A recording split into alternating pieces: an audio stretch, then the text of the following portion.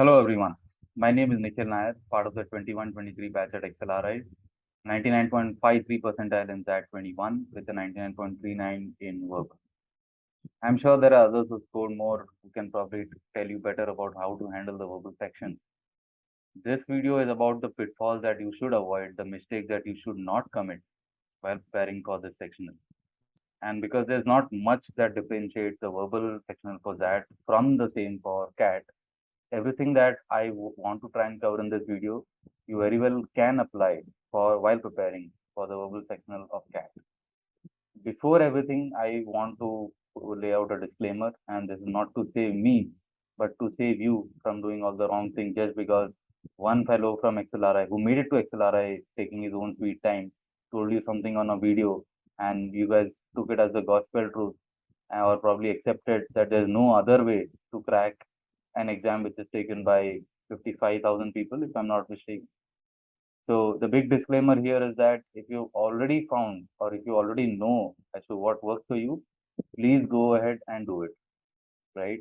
Regardless, even if you're looking at this video and you end up watching this video end to end, right, with badly hoping, badly expecting a solution at the end of this video, you won't really be getting one. I can broadly lay out a roadmap, a plan, a blueprint, whatever you name it. But you have to personalize it according to your comfort with the sectional, according to what works for you, what does not work for you, and so on. Right. So do not force fit everything which I want to say in this video to your preparation because that will backfire, or if it does not backfire, it definitely won't work for you. Right. Okay. So now coming into it, I'm somebody who absolutely loves the English language right from the time I remember, even when I was not so fluent, this was back in school, I wanted to be somebody who was very fluent, who could write well, who could talk even better. So that's not exactly happened, but that's pretty much the gist of it. And I thought all I had to do was prepare a little bit for the verbal section and show up for the exam. Right. Honestly, what has gone into preparation is obviously, I mean, the realization that it has to be more than that, just your love or comfort or convenience with a particular section. And it is about graph, persistence, and application, all of which in some ways mean the same thing with verbal, and which is just about true for any other section. There is this famous chapter title in Steve was autobiography. Anybody who loves cricket will probably, it's a mammoth book of 720 pages. And the title of the chapter is not how, but how much, right? Competitive exams, which are designed to test your aptitude, mainly CAT, ZAT, and all the other MBA entrance examinations, they are about that. They don't really care about how natural or how proficient you are or how naturally gifted you are in that particular section. It is about on that day, in that situation, given the context of the exam, right? Whether it is how tough the paper is, whether it is how many of those sitting ducks that you have that anybody can apply, anybody can attempt. Those uh, goofy traps which are designed in a certain way that you kind of get them wrong. You know, you attempt them quickly, but you end up getting them wrong. It is about that. It's about application at the end of the day. So the two big things, and one of which should definitely work for you. And in case it does not, I would really be happy because you would have found a third way. First advice is read, read, and read more. Right? There are no two ways about it. Reading is a life skill, right?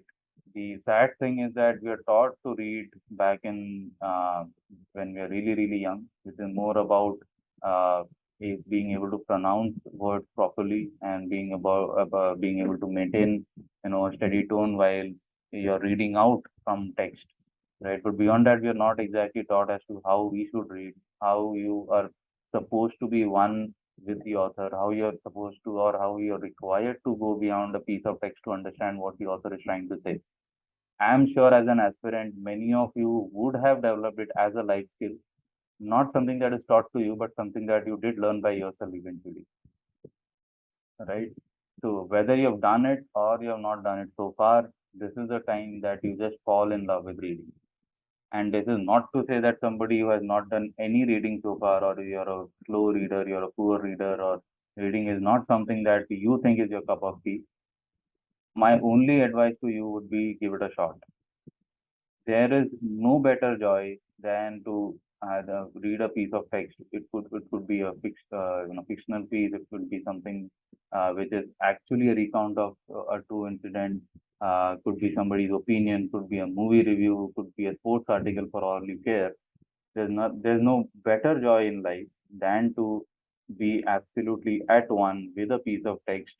And when you say at one with a piece of when I say at one with a piece of text, anybody who has ever been at one with a piece of text will tell you as to how or about the joy that you experience, which is absolutely unmatched by any other form of art, whether it is a moving picture, whether it's a song, or probably these things can maybe level up to reading, but reading has its own charm, right?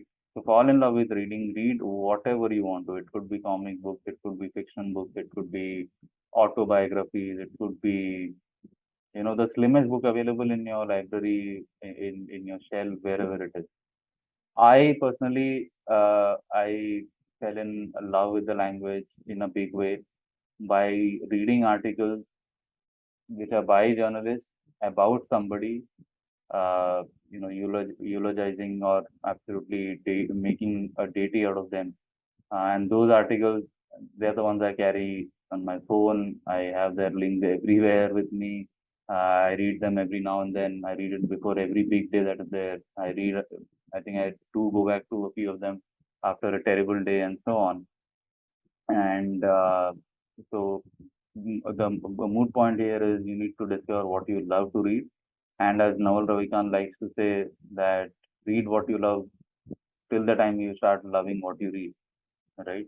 And there's no escape to it, and that's the good part, because since there's no escape, you will have to put in the hours, you will have to read, and once you fall in love with it, it's a life skill which is going to serve you well, whether in a B school, whether in a job post B school, whether you pursue management, don't pursue management, you sit at home, whatever you want to do, reading is going to be really, really beneficial. It's an important skill set. It's a skill set which let me just say it will save your life, right? So do a lot of that. The source does not matter, in what setting, what context you do, does not matter. How fast you are as a reader. I know there are at least tons of YouTube videos teaching you how to speed read. Speed reading is nonsense. If you read and you take 10 minutes more than the other guy, but if you have understood and you are able to relate to the author or whoever has written that particular piece of text, that article, that book, or whatever it is, and you are able to process it better, I would consider you as a better reader than the guy who's finished 10 minutes back, but probably has to go back and read it again to make sense of the piece. Correct. That anyway is not an exam which is too hung up about the kind of time that you take on a per question basis. Right. So make full use of it. It's okay to be a slow reader, but you have to be a good, effective reader. Right. That's part one. Now, advice number two, which is actually an alternative to advice number one, because a lot of people, what has happened, or this is what I've heard, is that they do a lot of reading, but then they say it's not really translating into good scores in the verbal sectional. In which case, you probably become a good reader now, but what you're lacking right now is that 1 year of application that is required, right? And for that, you need to solve mocks, you need to attempt reading comprehension passages. Again, the source does not matter. It could be old CAT papers, old ZAT papers, uh, some of the classes which give you mock national level mock providers, local level service providers. It does not matter, right? All that matters is that you attempt many RCs,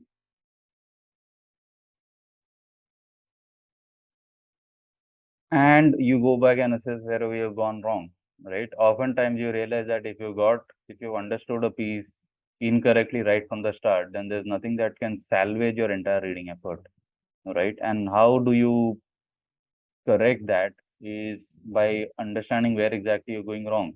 Every time that there's a mistake in an aptitude exam that you make, whether it's a mock paper or an actual paper or whichever way it is, there is some level of nuance involved in the mistake, right? It's not as if it's a binary and you just flat out went wrong.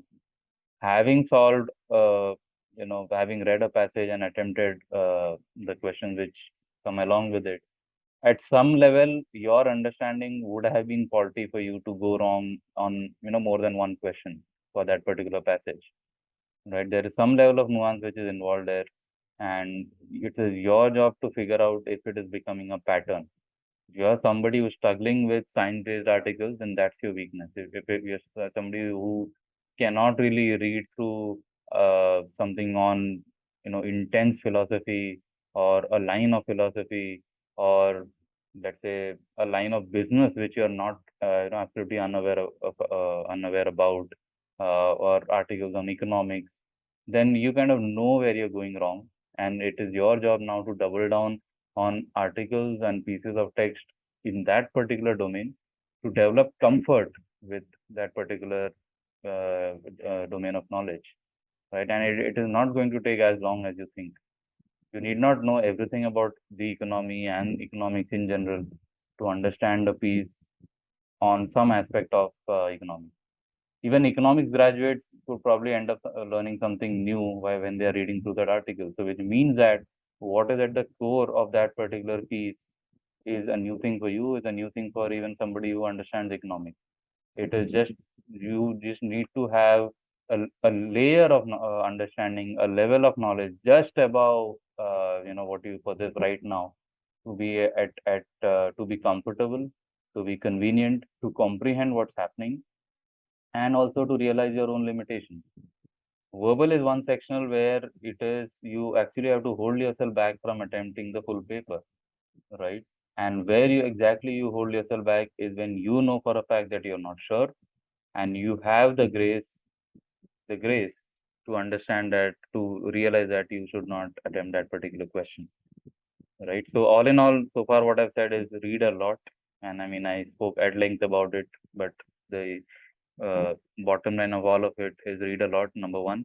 Secondly, if after reading itself does not, is not improving your performance, go for solving reading comprehension passages. Understand where you're going wrong. If it becomes a pattern, identify that pattern. Read more on that particular domain of knowledge, because then that is how you develop comfort with it, and be consciously aware of your limitations.